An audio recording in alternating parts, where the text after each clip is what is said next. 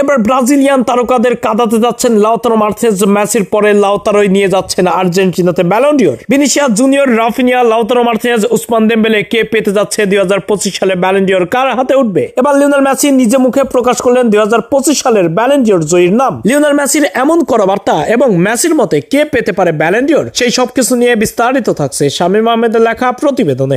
যদিও মৌসুম শেষের আগেই অর্ধ মৌসুমে ব্রাজিলিয়ান খেলোয়াড়রাই প্রতিবারই ব্যালন ডিওর জিতে যায়, শেষ মুহূর্তে গিয়ে ব্রাজিমাত করে অন্য কোন দেশের তারকারাই। ঠিক এবারও তেমনটাই হতে যাচ্ছেন। লিওনেল মেসি একটি গোপন ও কঠিন বার্তা দিলেন, যেটা শুনলে আপনিও চমকে যাবেন।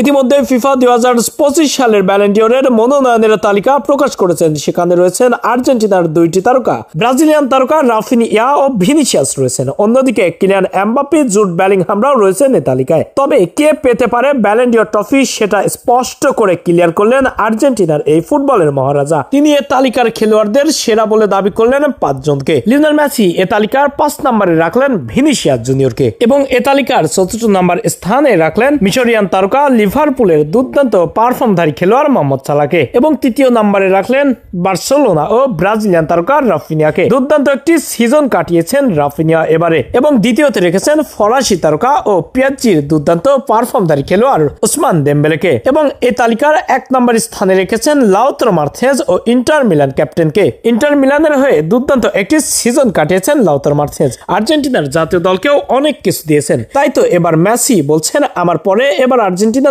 ব্যালন ডিওর নিতে যাচ্ছেন প্রথমবারের মতো লাউতারো মার্টিনেজ। মেসি বলেন, কিলিয়ান এমবাপ্পে, ভিনিসিয়াস জুনিয়ররাও দুর্দান্ত পারফর্ম করেছেন, খেলেছেন, রাফিনিয়াও দুর্দান্ত, লামিন ইয়ামালও এ পুরস্কারের যোগ্য, কিন্তু লাউতারো মার্টিনেজের কাছে এরা সবাই হার মানবে। লাউতারো মার্টিনেজ ইন্টার মিলানকে নিজে একা হাতে টেনে নিয়ে যাচ্ছেন এবং আর্জেন্টিনাকেও দিচ্ছেন নিজের সেরাটা উপহার। তাই তো এবার 2025 সাল ব্যালন ডিওরটা আমার মতে লাউতারো মার্টিনেজের হাতেই ওঠা উচিত। তবে এবার ব্রাজিলিয়ান ও ফরাসিদের কাঁদিয়ে আর্জেন্টিনার ঘরেই যেতে যাচ্ছেন ব্যালন ডিওর ট্রফি এবং লিওনেল মেসির পরে প্রথমবারের মতো লাউতারো মার্টিনেজের হাতেই উঠবে মেসির মতে 2025 সালের ব্যালন ডিওর ট্রফি।